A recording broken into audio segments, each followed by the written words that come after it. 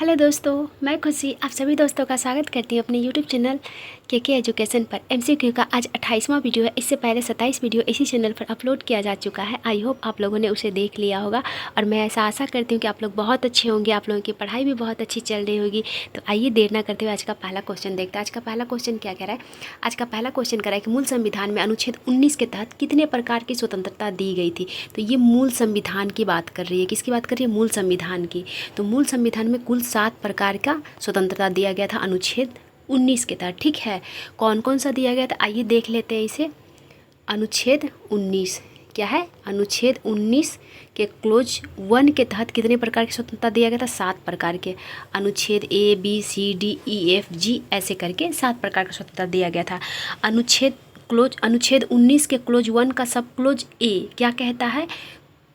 तो सब क्लोज ए कहता है कि भाषण एवं अभिव्यक्ति की स्वतंत्रता है। किस चीज़ का स्वतंत्रता है? 19 के क्लोज 1 के सब क्लोज ए के तहत भाषण एवं अभिव्यक्ति की स्वतंत्रता है। ठीक है, इस अधिकार के अंतर्गत अभिव्यक्ति नाम का शब्द को समय समय पर परिभाषित भी किया गया है। जैसे कि आप अनुच्छेद 19 के ए के तहत ही आपको चुप रहने का अधिकार है, राष्ट्रगान को गाने का अधिकार है, या राष्ट्रगान कहीं हो रहा है तो आप वहाँ चुप रह सकते हैं, कुछ बोल नहीं सकते हैं।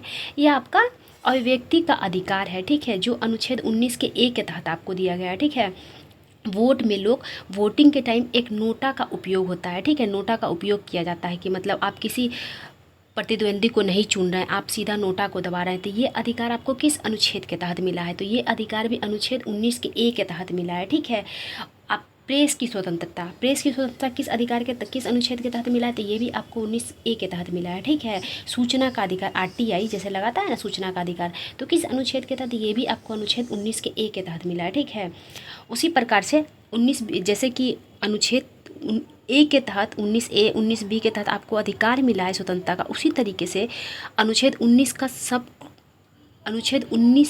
का क्लोज 2 के तहत 2, 3, 4, 5, 6 के तहत इसी तरीक़ा से इस पर प्रतिबंध भी लगाया गया है। जैसे कि अभी मैं 19 ए के तहत बोली ना कि आपको स्वतंत्रता दिया गया अभिव्यक्ति का, लेकिन उसी तरीके से अनुच्छेद 19 के 2 के तहत प्रतिबंध लगाया गया है। जैसे कि मान लीजिए अगर आप अभिव्यक्ति के समय संप्रभुता का या अखंडता का, लोक व्यवस्था का, न्यायिक अवमानना का उल्लंघन करते हैं तो आपके मौलिक अधिकार पर प्रतिबंध लगाया जा सकता है। समझे? आप ये सब चीज़ नहीं कर सकते। अभिव्यक्ति मतलब ये नहीं कि आप कुछ भी बोल सकते हैं। आप अखंडता को हनन नहीं कर सकते, संप्रभुता का हनन नहीं कर सकते हैं, लोक व्यवस्था का हनन नहीं कर सकते, न्यायिक अवमानना नहीं कर सकते हैं। अभिव्यक्ति की आज़ादी तो है लेकिन एक सीमित मात्रा में है। ऐसा नहीं कि आप कुछ भी बोल सकते हैं, कुछ भी कर सकते हैं। ठीक है, आइए अनुच्छेद 19 का बी देखते हैं। अनुच्छेद 19 का बी के तहत क्या दिया गया है? अनुच्छेद 19 का बी कहता है कि सभा करने का आपको अधिकार है शांतिपूर्वक। ठीक है, शांतिपूर्वक बिना हथियार का आप सभा कर सकते हैं।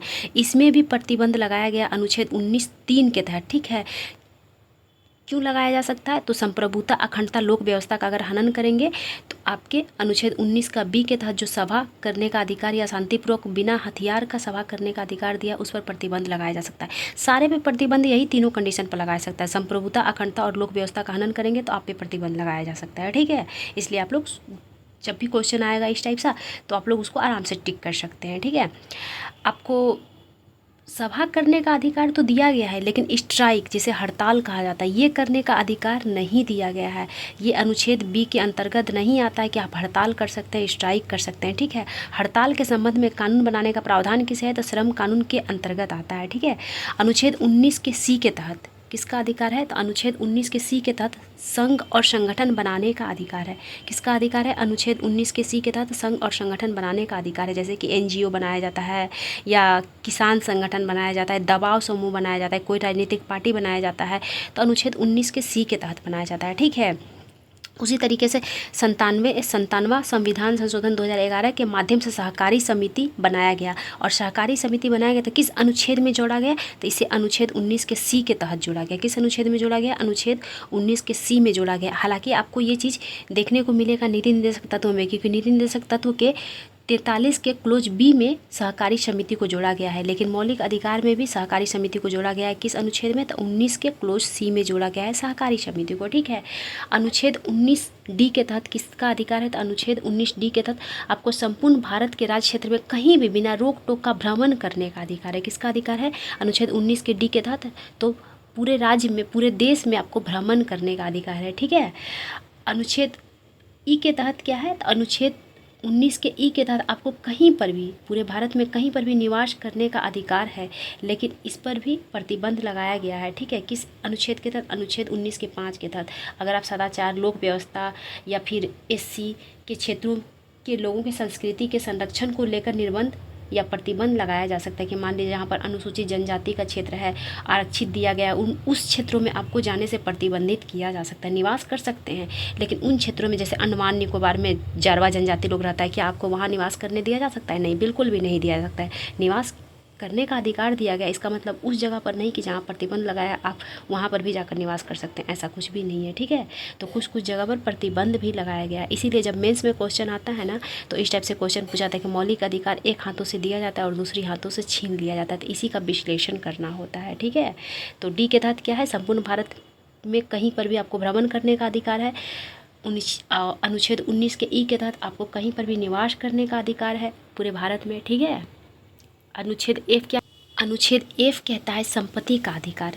तो संपत्ति का अधिकार जो था, इसी को मिलाकर इसी को हटा दिया गया है। वर्तमान में संपत्ति का अधिकार को कानूनी अधिकार बना दिया गया है। तो 44वां संविधान संशोधन 1978 के तहत संपत्ति के अधिकार को हटाकर अनुच्छेद 300 के ए में रख दिया गया है। कहाँ रख दिया गया? अनुच्छेद 300 के ए में रख दिया गया है, जो अब कानूनी अधिकार है। तो कभी कभी क्वेश्चन पूछा जाता है कि संपत्ति का अधिकार किस अनुच्छेद में रखा गया है? तो अनुच्छेद 300 का क्लोज ए में रखा गया है। और संपत्ति का अधिकार वर्तमान में मौलिक अधिकार ना होकर ये कानूनी अधिकार है। कभी कभी पूछा जाता है कि संपत्ति के अधिकार को किस भाग में रखा गया था? भाग 12 के अनुच्छेद 300 का क्लोज ए में रखा गया, ठीक है। और अनुच्छेद एफ का तो आप देख ही लिए, इसको हटा दिया गया है मौलिक अधिकार से। बच गया अनुच्छेद 19 का जी। इसमें क्या दिया है? तो इसमें दिया गया व्यापार पेशा करने का अधिकार, कि आप कोई भी व्यापार कर सकते हैं, लेकिन इस पर भी अधिकार लगाया गया कि इस अधिकार के ऊपर आप तकनीकी योग्यता, सदाचार के आधार पर आप पर प्रतिबंध लगाया जा सकता है। मान लीजिए आप क्लिनिक खोल के बैठे हैं, आपके पास डॉक्टर का डिग्री नहीं हो, इंजीनियरिंग कर रहे हैं लेकिन आपके पास इंजीनियर का डिग्री ना हो, वकील एडवोकेट बने हुए हैं लेकिन एडवोकेट की डिग्री नहीं है, तो इस सब चीज़ पर आप पे प्रतिबंध लगाया जा सकता है, ठीक है। तो आप देख लिए 7 प्रकार का मौलिक अधिकार दिया गया था, लेकिन एफ को 19 के क्लोज एफ को हटा दिया गया है, जिसमें संपत्ति का अधिकार था, इसको हटाकर अब कानूनी अधिकार कर दिया गया है। इसीलिए वर्तमान में 6 मौलिक अधिकार बचे हैं। कितने मौलिक अधिकार बचे हैं वर्तमान में? वर्तमान में 6 बचे हैं। लेकिन आपका क्वेश्चन क्या पूछ रहा था? मूल संविधान में कितने प्रकार के स्वतंत्रता दिया गया था अनुच्छेद 19 के तहत? तो 7 प्रकार का दिया गया था, लेकिन एफ को हटा दिया गया है, इसीलिए अब 6 प्रकार का स्वतंत्रता बचा गया है, ठीक है। कितने प्रकार का स्वतंत्रता बच गया है? 6 प्रकार का, ठीक है। आइए नेक्स्ट क्वेश्चन देखते हैं। नेक्स्ट क्वेश्चन हमारा क्या क्या है? निम्नलिखित में से किस संविधान संशोधन के माध्यम से सहकारी समिति को संवैधानिक दर्जा दिया गया है? तो किस संविधान संशोधन के तहत सहकारी समिति को संवैधानिक दर्जा दिया गया है? ये दिया गया है 97वां संविधान संशोधन 2011 के तहत। 97वां संविधान संशोधन 2011 के तहत सहकारी समिति को संवैधानिक दर्जा दिया गया है, ठीक है। और अभी जस्ट मैं बताई कि सहकारी समिति को मौलिक अधिकार के किस अनुच्छेद में जोड़ा गया है? तो 19 के क्लोज सी में जोड़ा गया है सहकारी समिति को, ठीक है। और नीति निर्देशक तत्वों की बात की जाए तो 43 के क्लोज बी में जोड़ा गया है सहकारी समिति को, ठीक है। 61वां संविधान संशोधन 1989 के तहत क्या हुआ था? इसके तहत क्या हुआ था? मताधिकार की उम्र को 21 वर्ष से घटाकर कितना कर दिया गया था? तो 21 वर्ष से घटाकर 18 वर्ष कर दिया गया था। कितना कर दिया गया था? 21 वर्ष से घटाकर मताधिकार का अधिकार 21 वर्ष से 18 वर्ष कर दिया गया था। यानी कि वोट देने का अधिकार जो है 61वां संविधान संशोधन पहले से 21 वर्ष के लोग वोट दे सकते थे, मिनिमम 21 वर्ष होना चाहिए। लेकिन 61वां संविधान संशोधन 1989 के तहत इसको घटाकर 18 वर्ष का उम्र कर दिया गया। यानी कि अब कोई व्यक्ति अगर 18 वर्ष का हो जा रहा है तो उसको वोट देने का अधिकार है, ठीक है। 86वां संविधान संशोधन 2002 के तहत क्या किया गया था? तो 86वां संविधान संशोधन 2002 के तहत किया गया था, इसमें शिक्षा को, प्राथमिक शिक्षा को मौलिक अधिकार के अंतर्गत ला दिया गया था। और इसको किस अनुच्छेद में रखा गया था? इसको 21 के क्लोज ए में रखा गया था। किस अनुच्छेद में रखा गया था? अनुच्छेद 21 के क्लोज ए में रखा गया था। शिक्षा के अधिकार को मौलिक अधिकार बना दिया गया था। कैवां संविधान संशोधन के तहत? तो 86वां संविधान संशोधन 2002 के तहत। लेकिन 6 वर्ष से 14 वर्ष के बच्चों को, ठीक है, 6 वर्ष से 14 वर्ष के बच्चों को मौलिक अधिकार, शिक्षा को मौलिक अधिकार बना दिया गया था। किस संविधान संशोधन के तहत? तो 86वां संविधान संशोधन 2002 के तहत, ठीक है।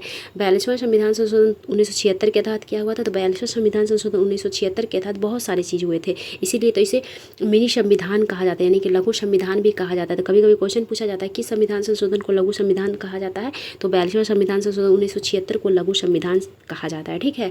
इसके तहत मूल कर्तव्य को जोड़ा गया था।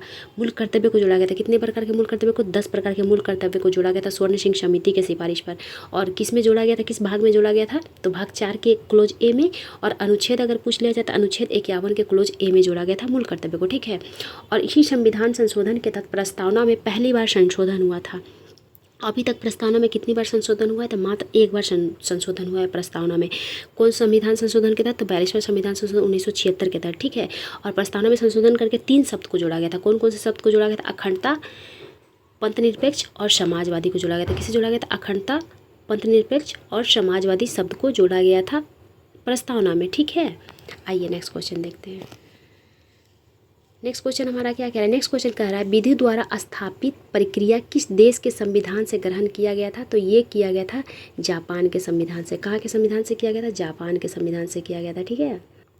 वहीं अगर पूछ लिया जाए आपसे कि विधि की सम्यक प्रक्रिया, विधि की सम्यक प्रक्रिया कहाँ के संविधान से लिया गया था? तो विधि की सम्यक प्रक्रिया अमेरिका के संविधान से लिया गया था। कहाँ के संविधान से लिया गया था? अमेरिका के संविधान से लिया गया था विधि की सम्यक प्रक्रिया। जबकि विधि द्वारा स्थापित प्रक्रिया लिया गया था जापान के संविधान से। कहाँ के संविधान से लिया गया था? जापान के संविधान से। क्या क्या लिया गया था? तो अगर आपसे पूछ लिया जाए कि विधि द्वारा स्थापित प्रक्रिया किस देश के संविधान से लिया गया तो जापान का, लेकिन विधि की सम्यक प्रक्रिया अमेरिका के संविधान से। अमेरिका के संविधान से और क्या क्या लिया गया है? तो फंडामेंटल राइट यानी कि मौलिक अधिकार कहाँ से लिया गया है? तो अमेरिका के संविधान से लिया गया है। आपसे पूछा जाएगा उपराष्ट्रपति का पद कहाँ से लिया गया? तो अमेरिका के संविधान से लिया गया है। न्यायिक सर्वोच्चता कहाँ के संविधान से लिया गया? तो अमेरिका के संविधान से लिया गया। न्यायिक समीक्षा कहाँ से लिया गया है? तो अमेरिका के संविधान से लिया गया। न्याय संबंधी जितना भी चीज़ है ना लगभग अमेरिका के संविधान से ही लिया गया, ठीक है। वित्तीय आपातकाल का प्रावधान कहाँ से लिया गया? तो वित्तीय आपातकाल का प्रावधान अमेरिका के संविधान से लिया गया, ठीक है। अगर ऑस्ट्रेलिया की बात की जाए तो ऑस्ट्रेलिया और एक चीज़ अमेरिका से लिया गया। क्या लिया गया? प्रस्तावना। प्रस्तावना कहाँ से लिया गया? तो प्रस्तावना भी अमेरिका के संविधान से लिया गया, ठीक है। लेकिन अगर वहीं आपसे पूछ लिया जाए प्रस्तावना का भाषा कहाँ से लिया गया तो प्रस्तावना का भाषा लिया गया ऑस्ट्रेलिया के संविधान से। कहाँ से लिया गया? ऑस्ट्रेलिया के संविधान से प्रस्तावना का भाषा लिया गया। संयुक्त अधिवेशन कहाँ के संविधान से लिया गया? तो संयुक्त अधिवेशन लिया गया है ऑस्ट्रेलिया के संविधान से। कहाँ से लिया गया? संयुक्त बैठक का प्रावधान जो अनुच्छेद 108 के तहत संयुक्त बैठक बुलाते हैं ना राष्ट्रपति, जिसकी अध्यक्षता कौन करता है? लोकसभा के अध्यक्ष करते हैं। तो वो प्रावधान कहाँ से लिया गया था? संयुक्त बैठक का प्रावधान या संयुक्त अधिवेशन का प्रावधान तो ऑस्ट्रेलिया का संविधान से लिया गया है, ठीक है। समवर्ती सूची कहाँ से लिया गया था? समवर्ती सूची भी ऑस्ट्रेलिया के संविधान से लिया गया, ठीक है। ब्रिटेन के संविधान से क्या लिया गया था? ब्रिटेन के संविधान से संसदीय प्रक्रिया लिया गया। संसदीय प्रक्रिया कहाँ से लिया गया? तो ब्रिटेन के संविधान से। एकल नागरिकता कहाँ से लिया गया है? तो ब्रिटेन के संविधान से लिया गया है, ठीक है। आइए नेक्स्ट क्वेश्चन देखते हैं। नेक्स्ट क्वेश्चन हमारा क्या कह रहा है? नेक्स्ट क्वेश्चन कह रहा है, एक मिनट,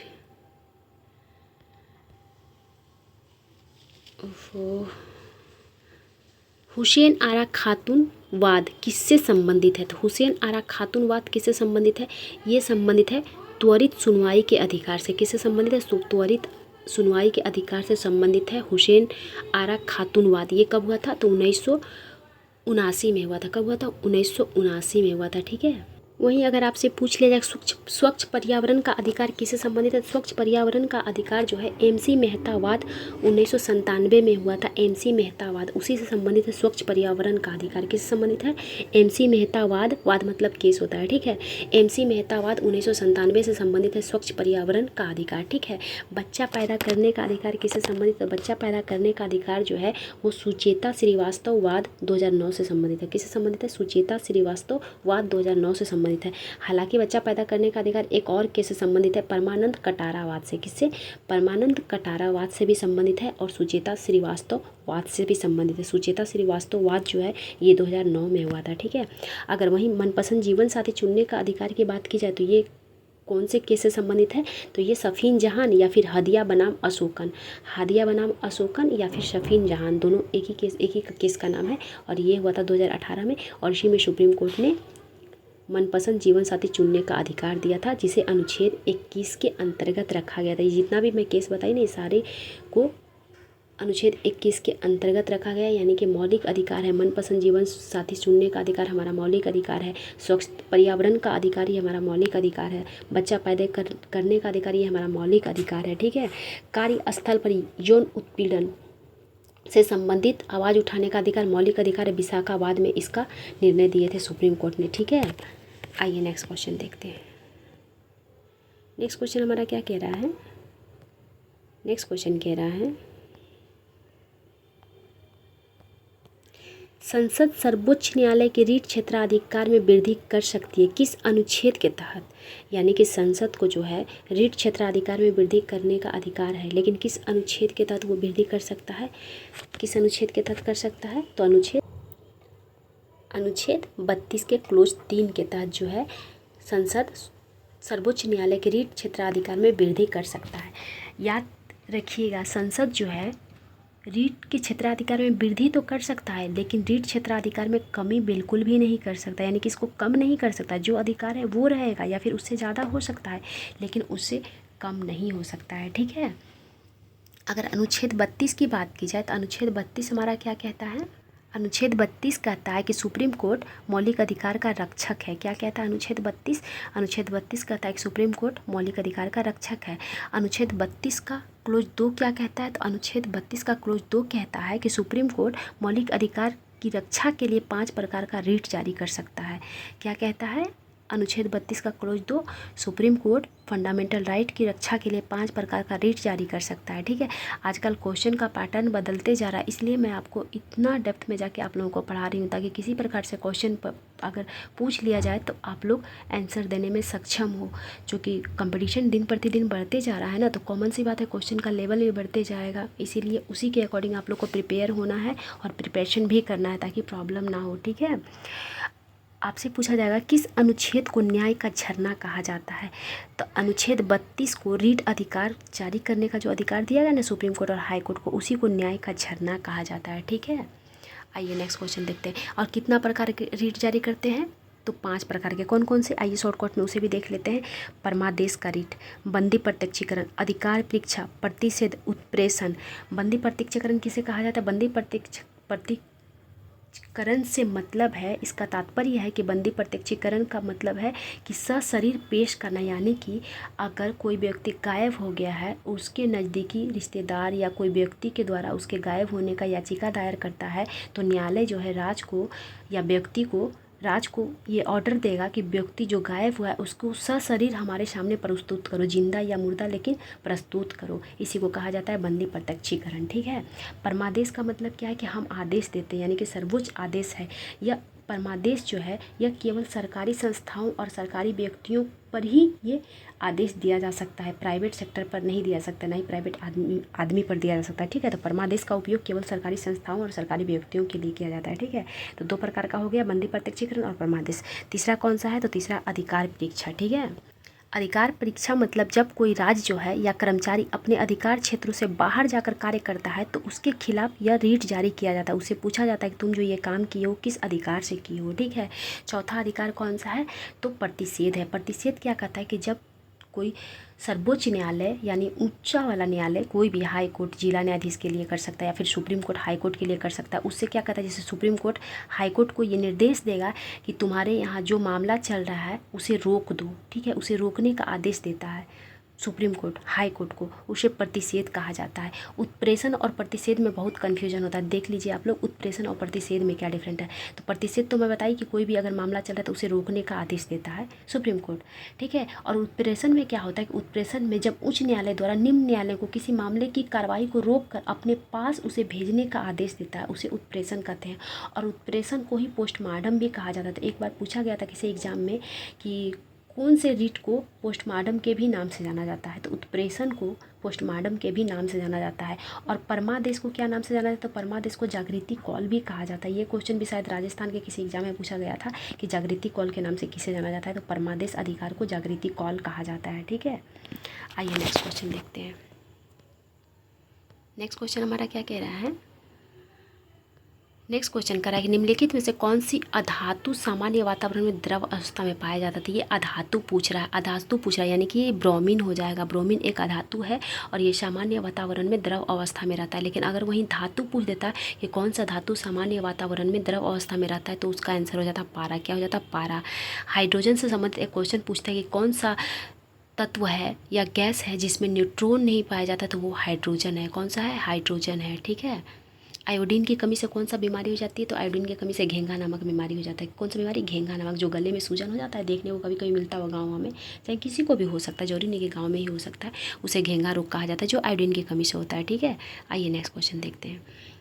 नेक्स्ट क्वेश्चन क्या कह रहा है हमारा, नेक्स्ट क्वेश्चन करा परमाणु रिएक्टर में मॉडरेटर यानी कि मंदक के रूप में किस पदार्थ का उपयोग किया जाता है। तो मॉडरेटर या मंदक के रूप में प्रयोग किया जाता है बी और सी दोनों का, यानी D2O को और ग्रेफाइट दोनों का। D2O को कहा जाता है भारी जल, क्या कहा जाता है, भारी जल।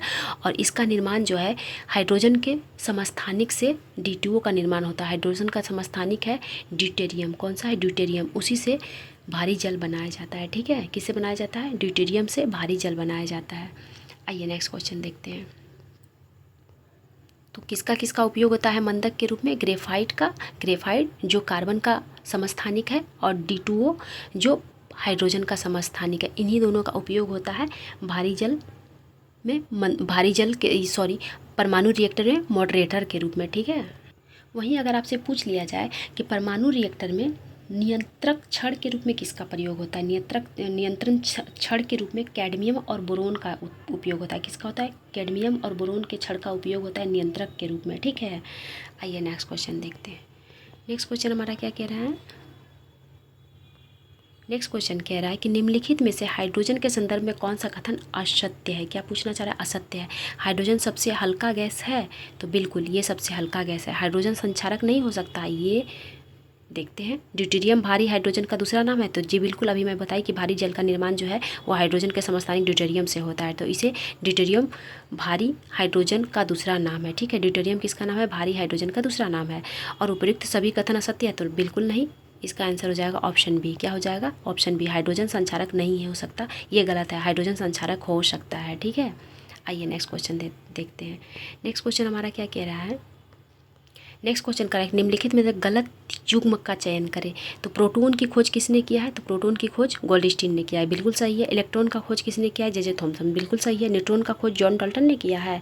पॉजिट्रॉन का खोज एंडरसन ने किया है, तो बिल्कुल पॉजिट्रॉन का खोज एंडरसन ने किया है। लेकिन न्यूट्रॉन का खोज जॉन डाल्टन नहीं किया है, न्यूट्रॉन का खोज चैडविक ने किया है। किसने किया है, चैडविक ने न्यूट्रॉन का खोज किया है। तो इसका आंसर क्या हो जाएगा, ऑप्शन नंबर सी, क्योंकि ये गलत युग्म का चयन करने के लिए बोल रहा है, इसलिए इसका ऑप्शन सी हो जाएगा। क्योंकि न्यूट्रॉन का खोज किसने किया है, तो न्यूट्रॉन का खोज चैडविक ने किया है। बाकी सब सही है। प्रोटॉन का खोज गोल्डस्टीन ने किया है, इलेक्ट्रॉन का खोज जे थॉमसन ने किया है, और पॉजिट्रॉन का खोज एंडरसन ने किया है, ठीक है। आइए नेक्स्ट क्वेश्चन देखते हैं।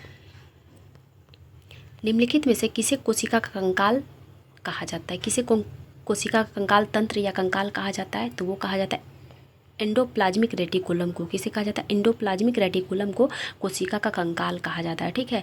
लाइसोसोम को क्या कहा जाता है, तो लाइसोसोम को आत्महत्या का थैली कहा जाता है। क्या कहा जाता है, आत्महत्या का थैली कहा जाता है। और लाइसोसोम का खोज डिडूबे ने किया था, ठीक है।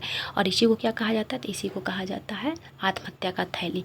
इसी को कोशिका का सफाई कर्मी भी कहा जाता है। कोशिका का सफाई कर्मी किसे कहा जाता है, तो कोशिका सफाई कर्मी कहा जाता है लाइसोसोम को। लाइसोसोम में कौन सा एंजाइम पाया जाता है, तो हाइड्रोलाइटिक एंजाइम पाया जाता है। कौन सा एंजाइम पाया जाता है लाइसोसोम में? तो लाइसोसोम में हाइड्रोलाइटिक एंजाइम पाया जाता है और इसे क्या कहा जाता है? तो इसे कहा जाता है कोशिका का सफाई कर्मी। ठीक है। माइटोकॉन्ड्रिया की बात की जाए तो माइटोकॉन्ड्रिया को कोशिका का पावर हाउस कहा जाता है। क्या कहा जाता है माइटोकॉन्ड्रिया को? माइटोकॉन्ड्रिया को कोशिका का पावर हाउस कहा जाता है। राइबोसोम को कोशिका का प्रोटीन फैक्ट्री कहा जाता है। प्रोटीन फैक्ट्री किसे कहा जाता है कोशिका का? तो राइबोसोम को कहा जाता है। जबकि माइटोकॉन्ड्रिया को कोशिका का पावर हाउस कहा जाता है। ठीक है। आइए नेक्स्ट क्वेश्चन देखते हैं। नेक्स्ट क्वेश्चन देखिए, पूछ ही लिया क्वेश्चन, निम्नलिखित में से किसे कोशिका का सफाई कर्मी कहा जाता है? जस्ट मैं बताई किसे कहा जाता है? लाइसोसोम को कहा जाता है। ठीक है। और गोल्जी काय को क्या कहा जाता है? तो गोल्जी काय को कहा जाता है ट्रैफिक कंट्रोलर। क्या कहा जाता है? ट्रैफिक कंट्रोलर के नाम से किसे जाना जाता है? ट्रैफिक कंट्रोलर के नाम से, कोशिका का ट्रैफिक कंट्रोलर के नाम से गोल्जी बॉडी को जाना जाता है। किसे जाना जाता है? गोल्जी बॉडी या गोल्जी काय को जाना जाता है। ठीक है। बैक्टीरिया की खोज किसने किया था? बैक्टीरिया की खोज लीवेनहॉक ने किया था। किसने किया था? लीवेनहॉक ने बैक्टीरिया का खोज किया था।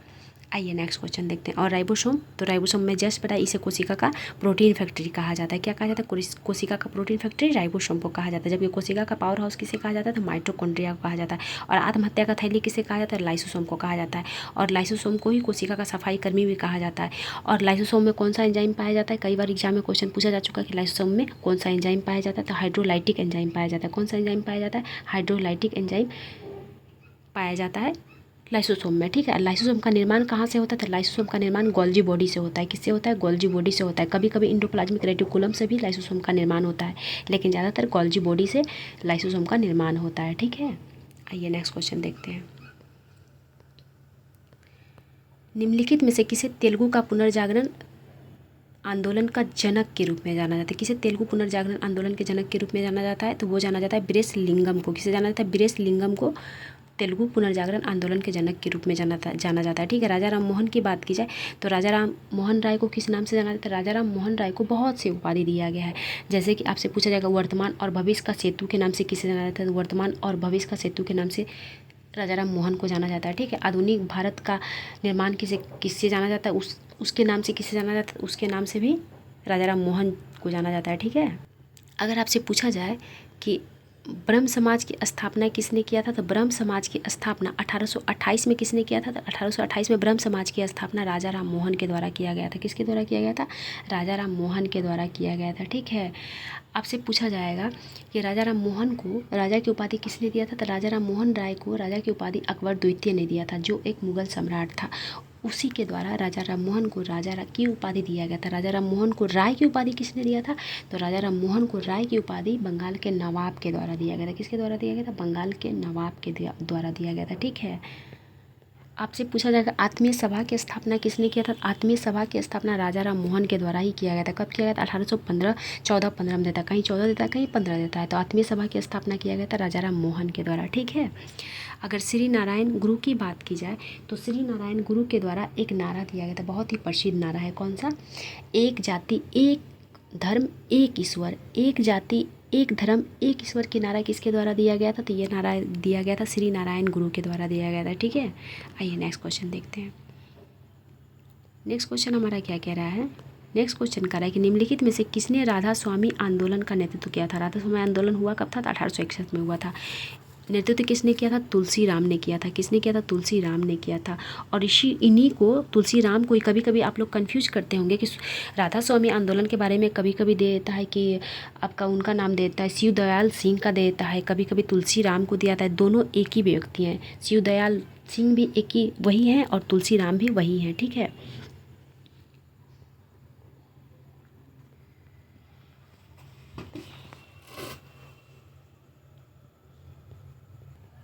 अगर ईबी रामास्वामी की बात की जाए तो ईबी रामास्वामी के द्वारा आत्मसम्मान आंदोलन का नेतृत्व किया गया था। किसका नेतृत्व किया गया था? आत्मसम्मान आंदोलन का नेतृत्व किया गया था। किसके द्वारा किया गया था आत्मसम्मान आंदोलन का नेतृत्व? तो ईबी रामास्वामी के द्वारा किया गया था। और आत्मसम्मान आंदोलन हुआ कब था? तो आत्मसम्मान आंदोलन 1924 में हुआ था। कब हुआ था? 1924 में हुआ था आत्मसम्मान आंदोलन। और नेतृत्व तो ईबी रामास्वामी के द्वारा किया गया था। ठीक है। अगर हाजी सरायतुल्ला की बात की जाए तो हाजी सरायतुल्ला के द्वारा किस आंदोलन का नेतृत्व किया गया था? तो फराइजी आंदोलन का नेतृत्व किया गया था। कौन सा आंदोलन का? फराइजी आंदोलन का। फराइजी आंदोलन हुआ कब था? तो फराइजी आंदोलन हुआ था 1818 में हुआ था। कब हुआ था? 1818 में हुआ था फराइजी आंदोलन, जिसका नेतृत्व किया था हाजी सरायतुल्ला। इसके बाद दूदू मियाँ ने किया था, इन्हीं का बेटा था दूदू मियाँ। इसके बाद फराइजी आंदोलन का नेतृत्व उन्होंने संभाला था। ठीक है।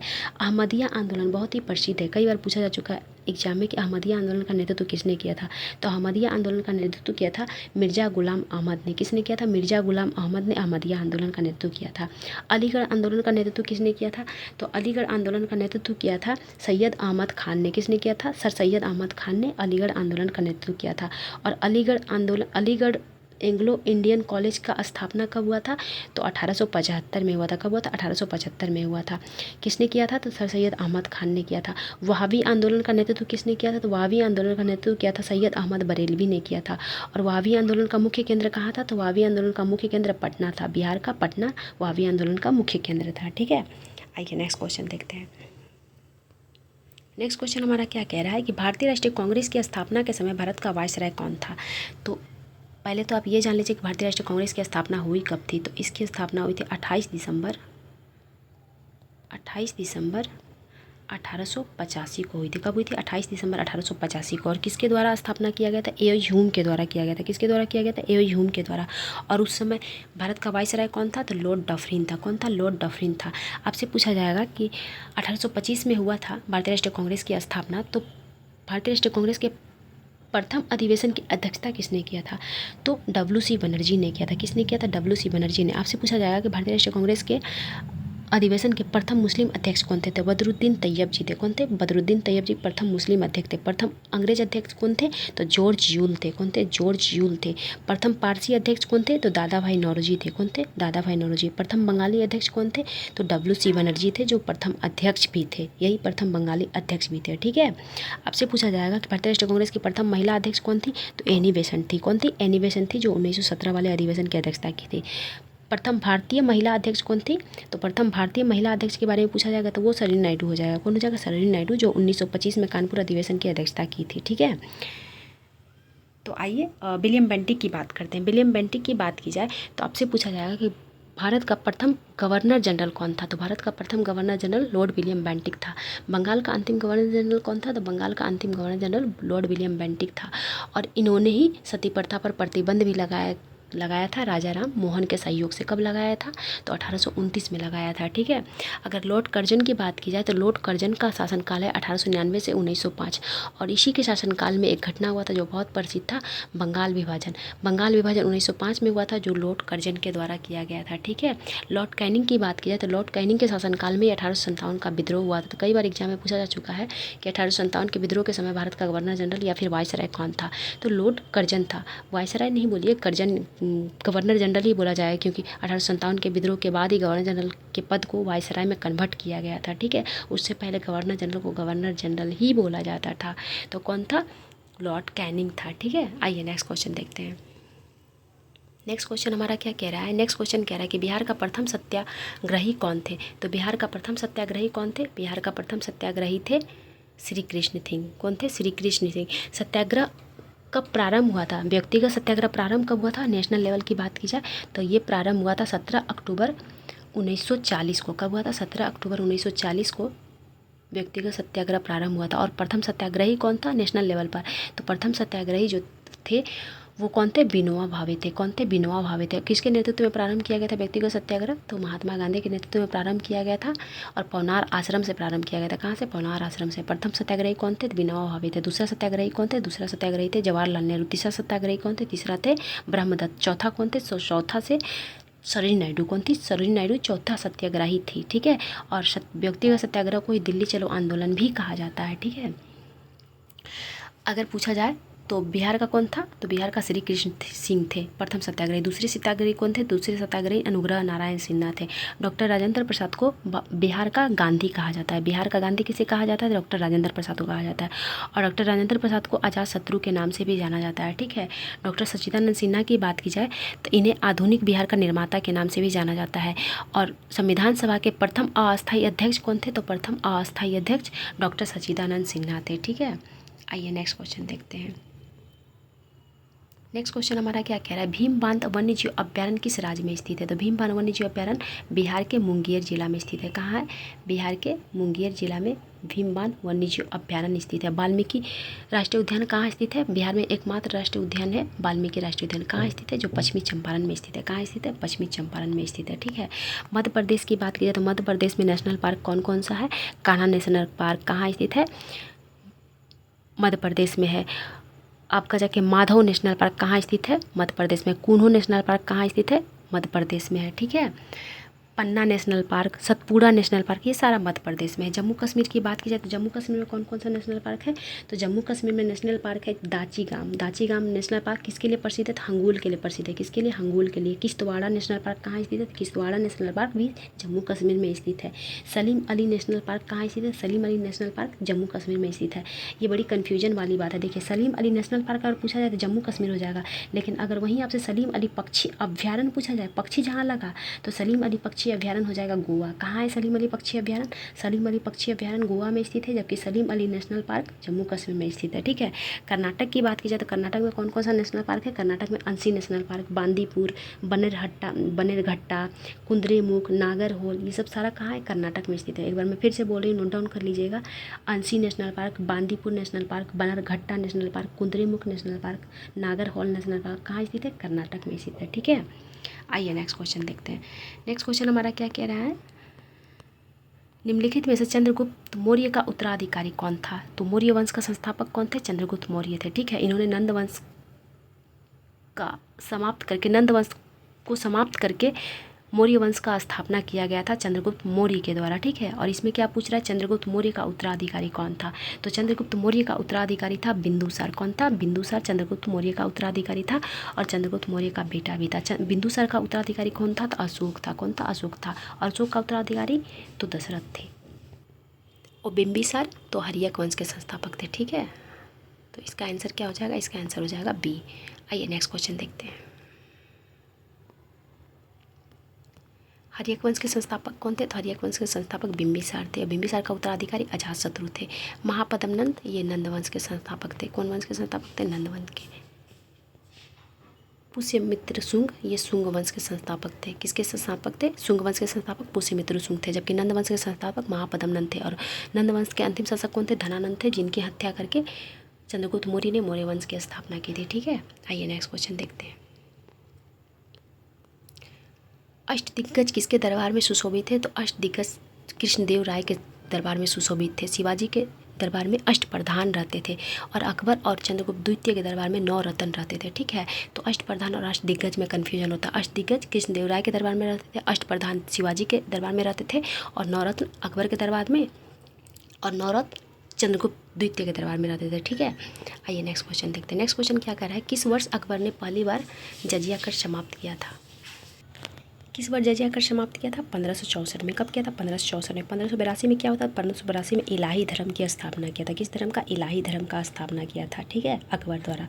1583 में क्या हुआ था, 1583 में इलाही संवत चलाया गया था। क्या चलाया गया था, इलाही संवत चलाया गया था। संवत मतलब कैलेंडर होता है, यानी कि इलाही कैलेंडर चलाया गया था अकबर के द्वारा। कब चलाया गया था, 1583 में। और 1582 में इलाही धर्म चलाया गया था। इलाही धर्म को स्वीकार करने वाला एकमात्र हिंदू कौन था, बीरबल था। ठीक है, और बीरबल का वास्तविक नाम क्या था, महेश था। क्या था, महेश था।